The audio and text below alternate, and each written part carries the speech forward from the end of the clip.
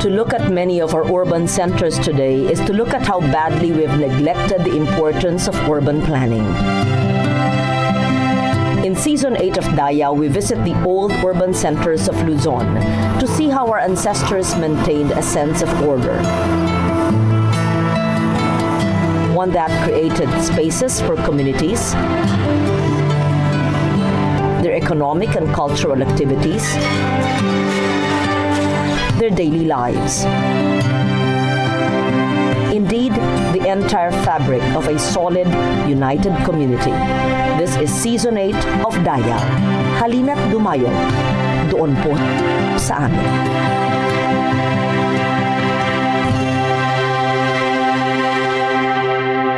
So much of Manila remains rooted in the old, just as it struggles tenaciously to survive the problems of urbanization. The law of the Indies may have dictated the layouts of urban centers, but it is a combination, time, human nature, and history that break the laws, so to speak. In the second episode of our season, scholars and historians take us on a tour of sites outside of Intramuros. It is through their eyes and voices that we discover the landmarks and urban centers beyond the walls of Intramuros.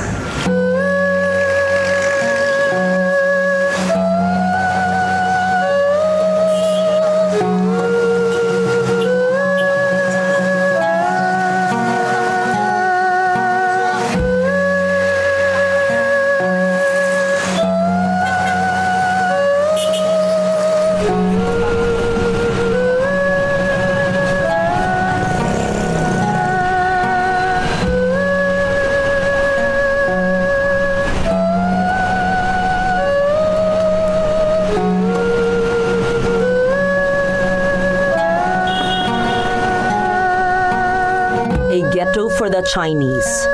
That was what the Parian was, the original vision of the Spanish colonizers for the urban center we now know today as Binondo.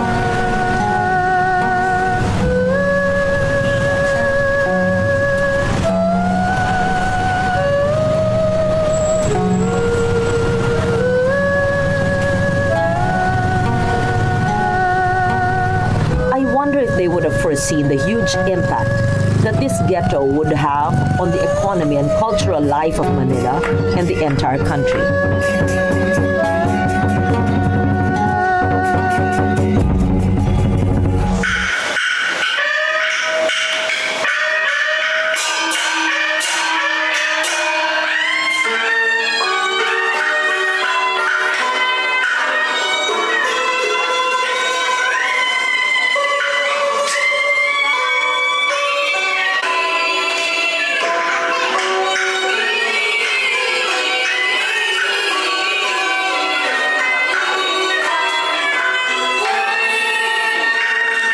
The one thing that most fascinates me about Binondo is the way that Chinese traditional culture still manifests so strongly in the streets and in public spaces.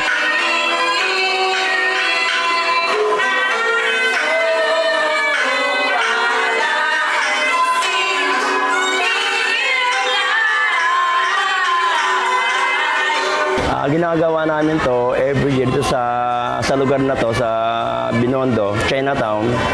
Every year sa location na to, yung may handaan, may mga ini-invite na mga officer sa mga station. Most of them puro Pilipino na. May halo lang mga half Chinese, may mga pure Chinese. Perform kami ng mga teatro act tungkol sa mga istorya ng mga santo nung araw, buhay-buhay ng santo. Yun ang pinapalag, parang opera.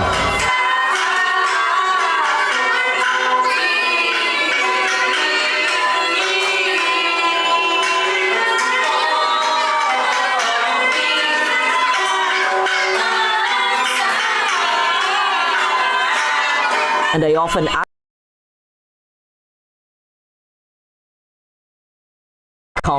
Filipino.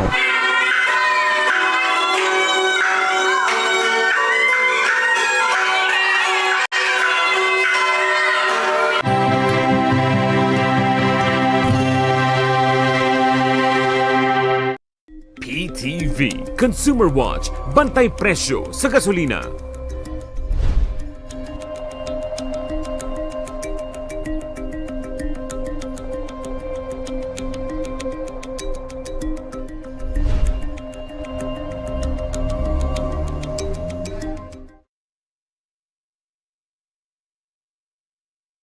May nagbabalik sa Bagong Pilipinas. Abangan ang patuloy naming paghahatid ng mga makabuluhang impormasyon at exciting developments sa Clark Freeport Zone.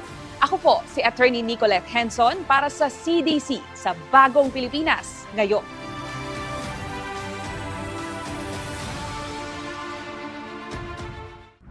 Ating ipagdiwang ang mga pagkaing Pinoy na hindi lamang nagbibigay kabusugan, ngunit nagpapakilala rin ng ating kultura, tradisyon at pagkakakilanlan bilang Filipino. Happy Filipino Food Month mula sa inyong Pambansang TV.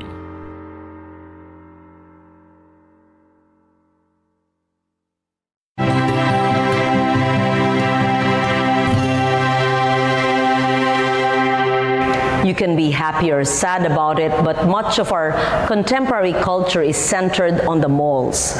Well, imagine the very first major mall of Manila, a whole street where luxury goods, business and service centers, churches and offices nestled together, a hub even before the word was popular, that showcased the affluence and power of Manila in the turn of the century. This was Escolta.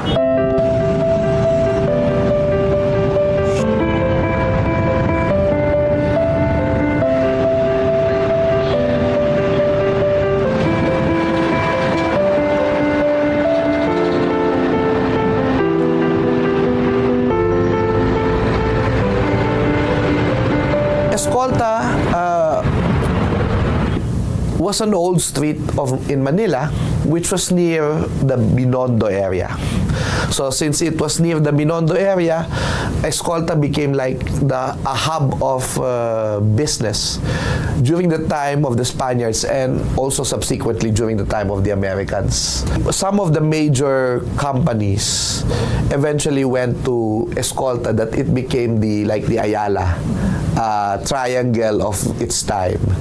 And what happened was, you will also see the development of Manila as a city in what eventually happened to Escolta. So when the Americans came also, business continued to boom in Escolta. And you know, during the time when entertainment like television was new in the Philippines, Escolta was one of the places where the TV stations were. But eventually, because of urbanization, you needed more spaces for offices, which Escolta cannot give anymore, because again, the people were becoming too many, and Escolta lacked one facility that eventually became its demise, and that is the lack of parking spaces. Today, young artisans and entrepreneurs are adding a new layer to Escolta's history. Their efforts at creating collectives for handmade artisanal products may yet define Escolta's reinvention. This time, as a hub for independent artists, designers, and craftsmen. Escolta would be a place to go because it's now having a renaissance, and a lot of people are redeveloping the buildings there as adaptive reuse. And a number of millennials have also set up shop with creative offices and co-sharing spaces in Escolta.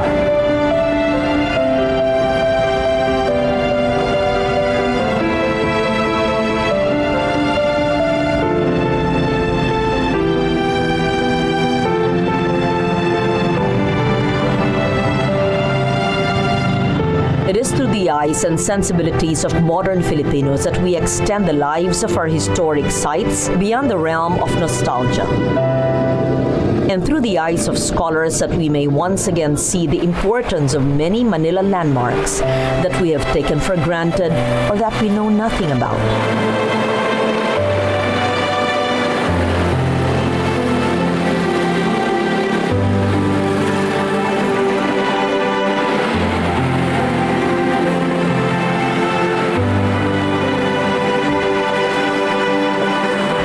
Art Deco is a very important design heritage because this style epitomized modernity in a certain period in our country's history, which was the 1920s up until the 1940s.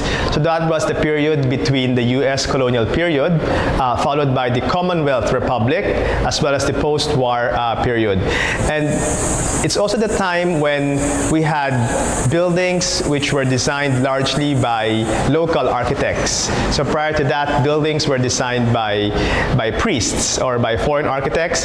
This time it was designed by Western-educated Filipino architects, the likes of which included Pablo Antonio, Juan Nakpil, Tomas Mapua, and a lot of these names eventually became national artists. You have buildings like the Far Eastern University, which still function as an academic facility. In fact, FEU is the biggest Art Deco school campus in the country.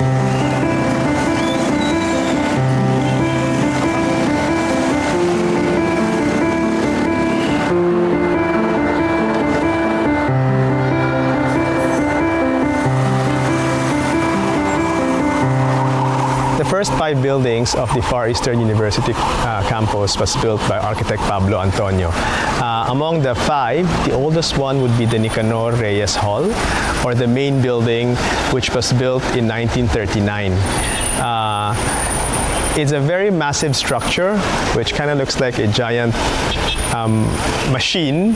Supposed to be, it was inspired by the machinery of a cruise ship that was seen by the founder of the school and Pablo Antonio in one of his trips abroad.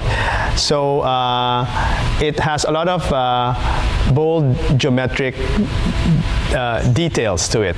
The massive columns, the lines, and it's still very much used by the Far Eastern University community as the main building of their school.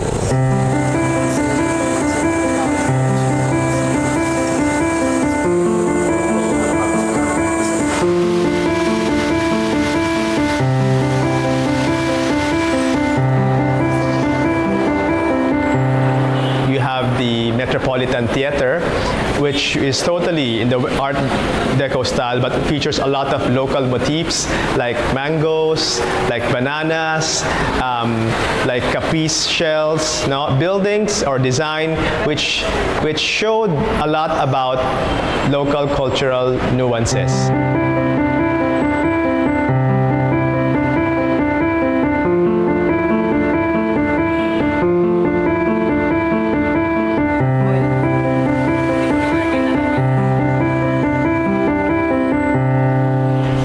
There's a need to preserve this kind of architecture because it showcases a particular style that was very popular in our history.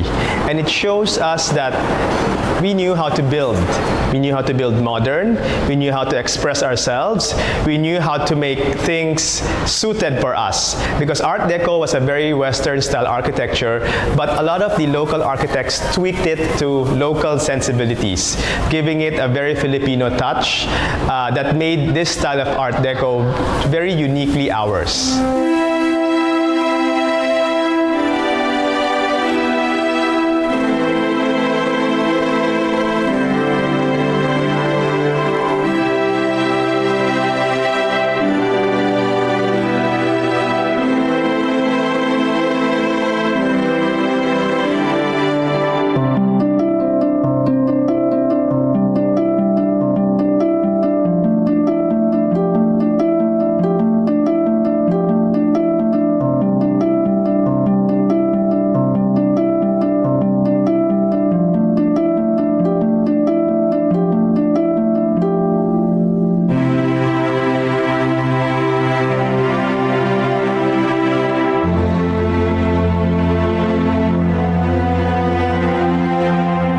Professor Xiao Chua loves Manila in all its grit and grime.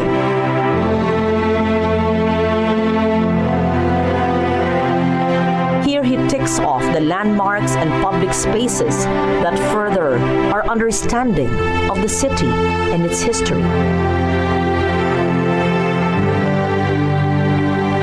Paco Park is probably one of the most romantic places in Manila. But it was a cemetery. It was a cemetery for the people who died during the cholera epidemic of the early 1800s. But you know, by the 1890s, this cholera cemetery was not anymore being used. It was basically an old, used-up place. This is where they place Jose Rizal's body, because nobody would expect that he would be buried there. But they buried him there. And that's why the first grave of Jose Rizal was there in Paco Park.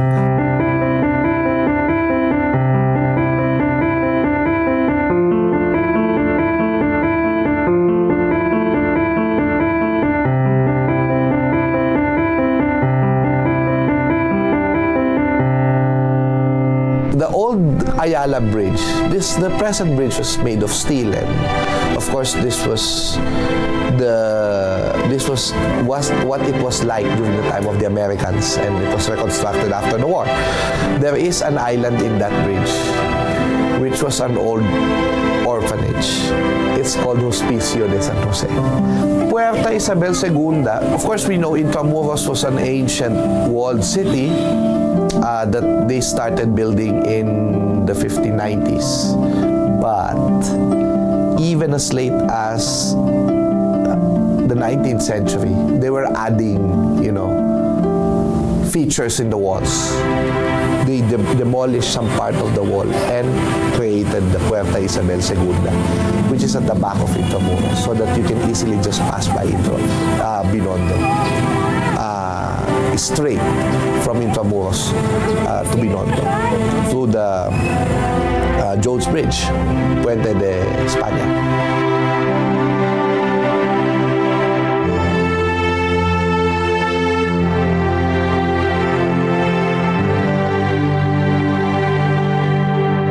Basically, the Carriedo Fountains was a fountain, and a very elaborate one with all those designs, made in honor of a Governor General named Carriedo.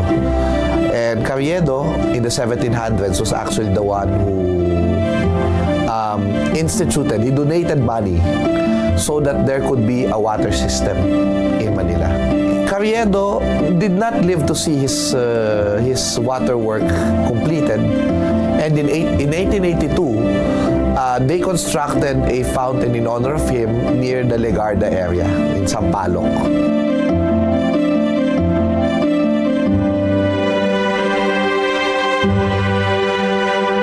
Pawalang Legarda is a very old school building. It's the oldest school building in Manila. Pawalang Legarda was built in 1922 with the land that was donated by Benito Legarda, by the family of Benito Legarda, who is one of our congressmen during the Malolos Congress, First Philippine Republic. It was designed by the son of Juan Luna, architect Andres Luna de San Pedro. This is one place where you would see the American contribution to education.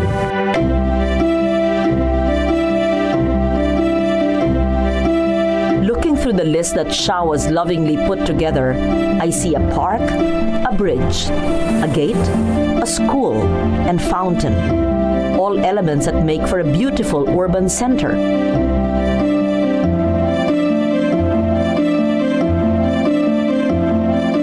But beyond the nostalgic charm, the bigger concern is this: how do we preserve and how do we continue to grow?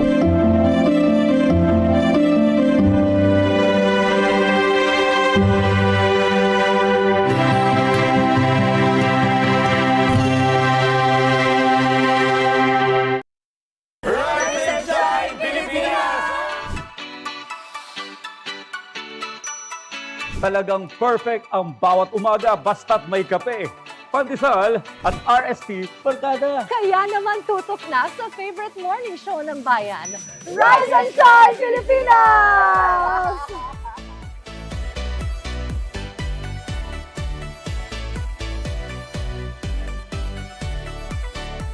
Susunod sa Schoolmates, the power of the youth vote. Gaano kahalaga ang partisipasyon ng mga kabataan ngayong paparating na eleksyon? Deep dive tayo kasama ang ilan sa ating mga ka-schoolmates na botante. Mas malalim pa sa research, kundi makakilalanin ng mas malalim at tukuyin kung sino talaga yung makakatulong. Kung connected po ba yung tinapos nila dun sa tinatakbo po nila. Kasi hindi ka naman pwedeng tumakbo na dahil sikat ako.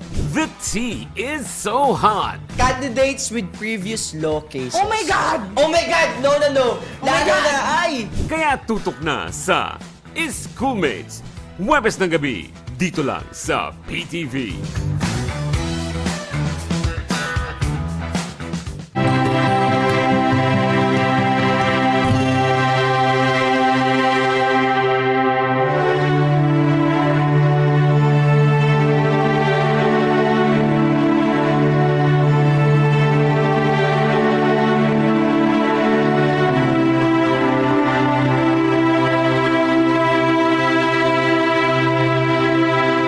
No amount of Manila nostalgia can ever sanitize the harsh realities of what the modern city has become.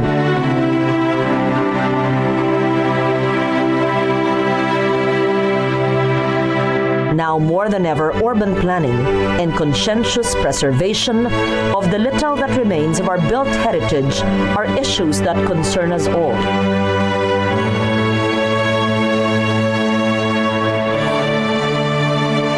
The conservation of Art Deco buildings is it's a mixed bag because there are Art Deco buildings which have been torn down.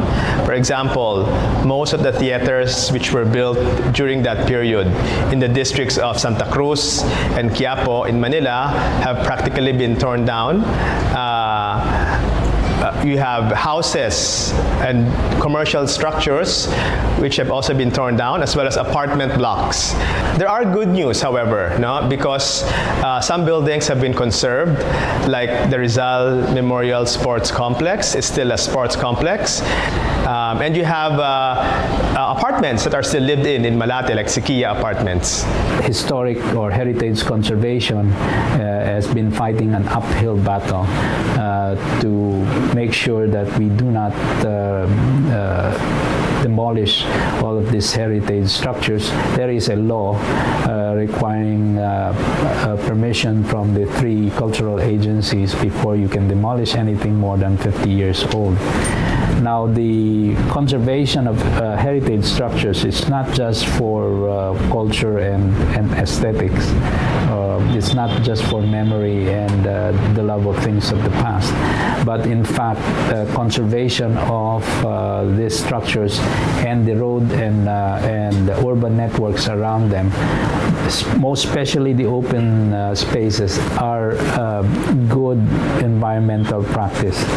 The ideal thing to do from now on is first to survey what we have left, to conserve those spaces and buildings we know are still there, and to look for more opportunities for parks and plazas, because you need to balance the built environment or the structures and the tall skyscrapers that we build with open spaces.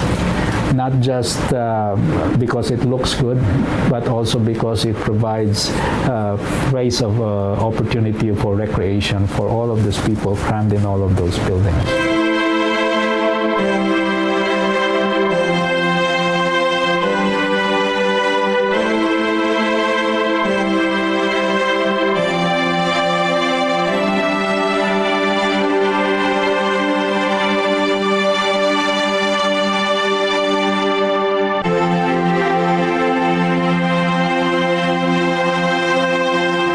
National artist for literature Nick Joaquin lovingly called Manila the city of his affectations. The popular band Hot Dog immortalized a sentiment that we who live here all feel. We want to keep coming home to Manila. We want to be able to be proud of this city, both its ancient history as well as its future. In the coming episodes of this season, we will be visiting heritage towns outside of Manila that are facing the very same problems the city does. Their ways of preserving and coping with the problems of urbanization will be future sources of Dayaw, our knowledge, our pride.